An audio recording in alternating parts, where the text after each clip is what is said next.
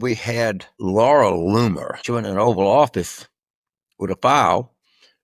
A guy who is as flawed as Donald Trump is, at least in the traditional sense of politics. Now, the traditional sense of politics doesn't seem to apply to Trump, and he obviously has a connection to a large, significant part of the population that Democrats haven't figured out how to unlock. So, and got some national security people fired. Now, of course, the national security people. I don't know anything about it. I'm not a big fan of The Atlantic. To me, it's a magazine that's going out of business. I think it's not much of a magazine, but I know nothing about it. You're saying that they had what? They were using Signal to coordinate on sensitive materials and... Having to do with what? Having to do with what? What were they talking about? The Houthis. The Houthis? You mean the attack on the Houthis? Well, it couldn't have been very effective because the attack was very effective. I can tell you that. I don't know anything about it. You're telling... They said he was untouchable, a billionaire playboy who turned political chaos into primetime theatre. But now, Donald Trump isn't aging like fine wine. He's curdling like gas station milk in a heat wave. And if you think that's harsh, wait till you hear what political warhorse James Carville has to say. Here's the mind-bender. Trump won the presidency by a razor-thin margin, just over 1%, yet he struts around like he single-handedly won World War III. That's not confidence. That's marketing, the kind that banks on repetition over reality. And let's be honest, how many times have you heard someone shout the same lie until people just started nodding along? Carville, blunt as ever, has called it out, loud, publicly, relentlessly. And if anyone knows how to spot political decay, it's the man who turned broken campaigns into bulletproof wins. He's not here to whisper niceties. He's the kind who says a Republican would vote for an inbred ham sandwich before picking a Democrat. And honestly, looking at some of these elections, you almost believe it. But let's zoom out. There's a bigger trick being played. While Trump grabs headlines with each courtroom entrance and social media meltdown, his supporters act shocked when the consequences show up with handcuffs. Wait, I didn't know he did that. Of course you didn't, because somewhere along the line, we stopped reading the fine print on Trumpism and just clicked accept terms. Meanwhile, conspiracy theories swirl like cigarette smoke in a casino, telegram chats, encrypted signals, secret ops with the Houthis. Seriously, this isn't an action movie, but to the diehards, every bizarre twist becomes gospel, and somehow the worse it gets, the more unshakable their loyalty becomes. Now, let's talk about the elephant with a mysterious rash in the room. People, actual licensed medical professionals, are floating theories that Trump's behaviour may be more than just ego and adrenaline. Late stage something, they say. Chatter about neurological decline. Is it wild speculation? Sure, but even wild speculation starts to look like a puzzle piece when the picture already makes zero sense. Carville? He's not surprised. To him, this is peak political theatre, a tragicomedy where the lead forgets his lines but still demands a standing ovation. He's watched this show before. Only this time, the stakes aren't just high, they're historical. And while media outlets line up for their next man on the street reaction segment, pretending like Trump arresting Nancy Pelosi would somehow still leave voters stunned, you start to realise something. We're not just watching a man fall. We're watching millions of people redefine reality just to avoid admitting they got played. And Jordan's here to dig into it all. No fluff, no filters, just the raw, scandalous truth behind the headlines you thought you understood. Welcome to True Story. And trust me, this one's only getting darker. They say politics is war without bloodshed, but when James Carville enters the ring, you start to wonder if that saying still holds. Now picture this. A veteran political strategist, Carville, who spent decades dissecting power plays, now watching Donald Trump spiral like a bad episode of a forgotten reality show. Only this time, it's not The Apprentice, it's the indictment edition. Let's be real. Carville's not up against a Nixon or a Reagan. He's up against a guy who once tried to sell steaks and universities under his own name and still managed to bankrupt casinos. Think about that. casinos, where the house literally always wins, and yet Trump lost. That's like showing up to a spelling bee and misspelling your own name. Carville, he's probably thinking this is too easy. While he's spent years in campaign war rooms, strategizing, sweating, winning, Trump was busy turning himself into a human Cheeto and selling snake oil by the gallon. One man built political machines, the other slapped his name on bottled water and called it a legacy. And now, the numbers don't lie. Trump isn't just losing votes, he's losing the room. Independents are jumping ship. Even the diehards are starting to look around like, wait, this is the guy we hitched our wagon to? His approval rating is falling like a dropped phone off a 10th floor balcony. It's not just bad, it's embarrassing. And in true Trump fashion, the more he slips, the louder he shouts, like a man yelling fire in a building he just torched. But here's where it gets juicy. Trump isn't just losing to polls or prosecutors, he's losing to public opinion, to logic, to common sense. And Carville? He's not pulling punches, he's pointing out the obvious, with the joy of a man who's been proven right one too many times.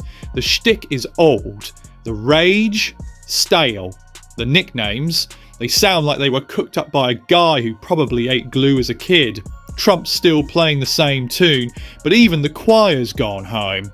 And while Trump's ranting on social media like a malfunctioning Alexa stuck on conspiracy mode, Carville's watching it all play out like a finale he already knows the ending to. Every meltdown, every witch hunt, scream.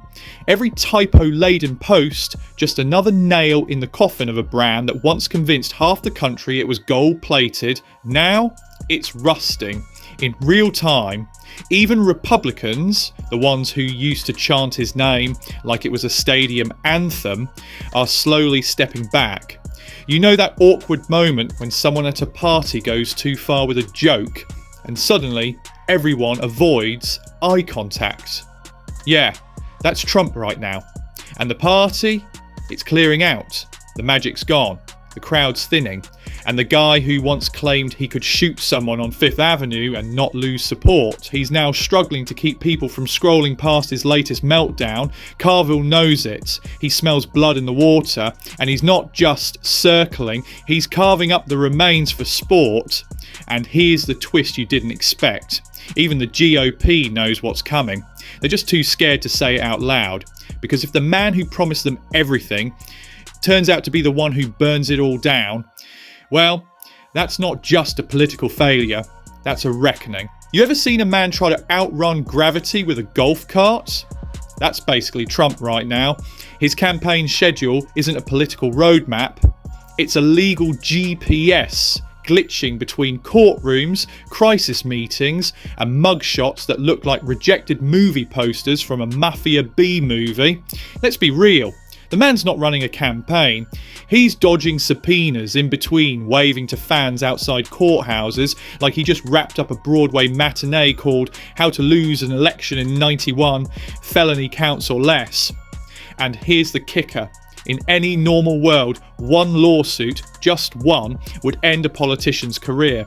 But Trump, he's turned felony charges into campaign merch. From business fraud in Manhattan to hoarding classified files at Mar-a-Lago like they were baseball cards. He's collecting indictments like he's speed running the US justice system. At this point, his press conferences feel like confessionals from a reality show villain. Sweaty, dramatic, and slightly off script. You don't even need popcorn anymore, just a legal dictionary and a strong stomach. Remember when he said he could shoot someone on Fifth Avenue and still not lose voters? Turns out he didn't need a gun, just a Twitter account, a Sharpie, and an uncanny ability to make bad decisions look like patriotic stunts. Now, let's zoom in on the shift that nobody wants to talk about, his once loyal base, the diehards who treated him like a political messiah. They're starting to check out, quietly. No dramatic exits, just tired eyes and silent side glances. They're not storming the gates anymore, they're scanning the exits. And James Carville? Oh, he's not just watching, he's narrating the downfall like a guy live commenting a bar fight he predicted 2 rounds ago. With the precision of a sniper and the sass of a stand-up comic, Carville's been calling Trump's spiral like a sportscaster who bet on the underdog and is now collecting receipts. His insults, brutal poetry. Trump, he says, is like expired milk. Technically still in the fridge, but everyone knows it's long past saving. Or better yet, a sinking ship where the captain's screaming at the lifeboats instead of climbing into one. And it lands because Carville isn't just mocking, he's right. The chaos fatigue is real. People are exhausted. The drama, the rants, the conspiracy-laced slogans, they're not thrilling anymore. They're recycled noise from a scratched record.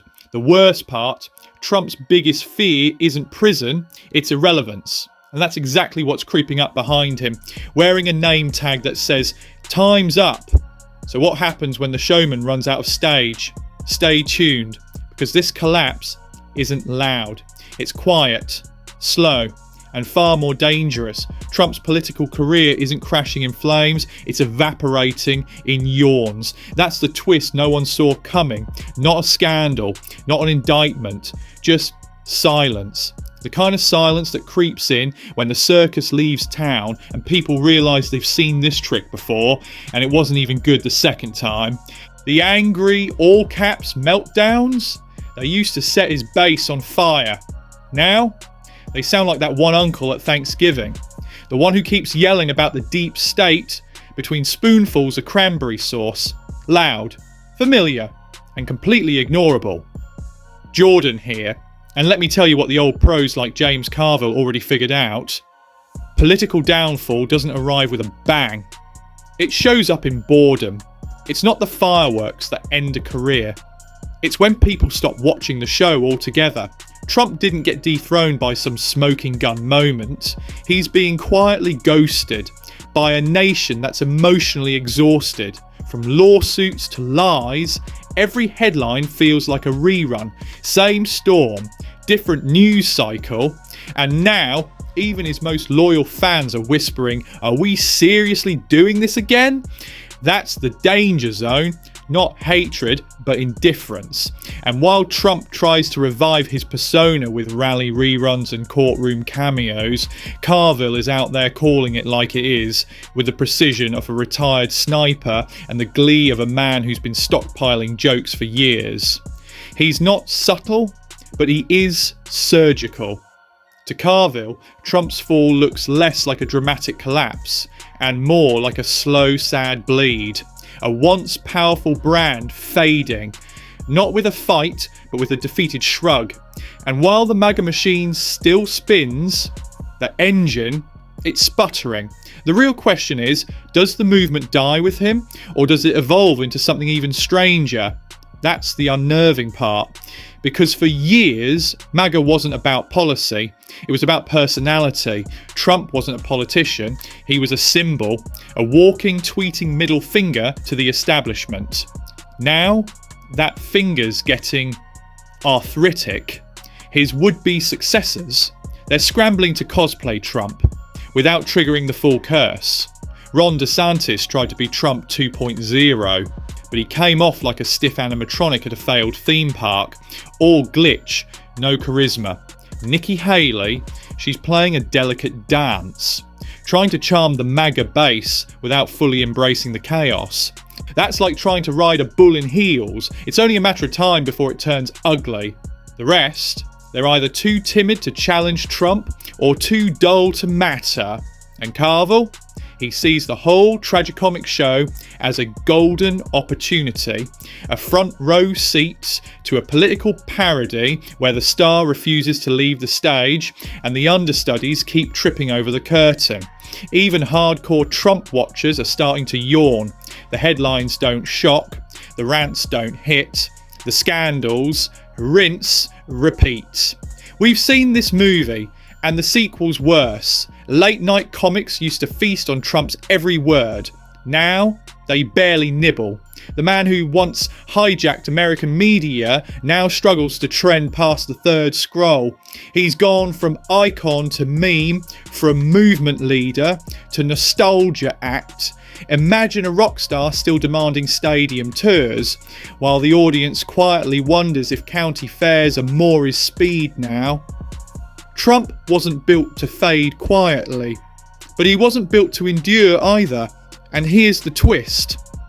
The end of Trump might not come with chaos, but with a long, awkward silence, the kind that makes you wonder, if the show's over, why does the tent still smell like smoke?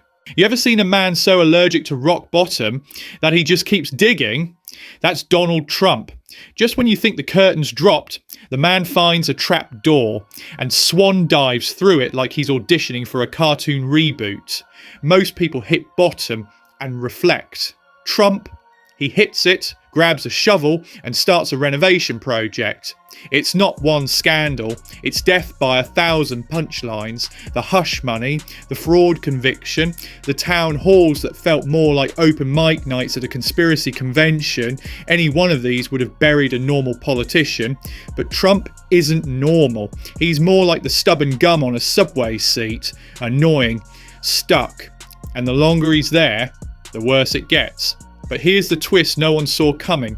He's not being taken down by a scandal. He's being taken down by something far worse. Silence. That's right. The media that once followed his every tweet like it was gospel now treats him like yesterday's lottery numbers. The party that once trembled at his shadow, quietly trying to sneak away, like a one-night stand who overstayed their welcome. Even the base, the diehards, are starting to look tired, exhausted from the same old rants, the same old I'm the victim routine, same greatest hits from 2016 on loop. Trump's worst enemy right now isn't Biden or the DOJ or even facts.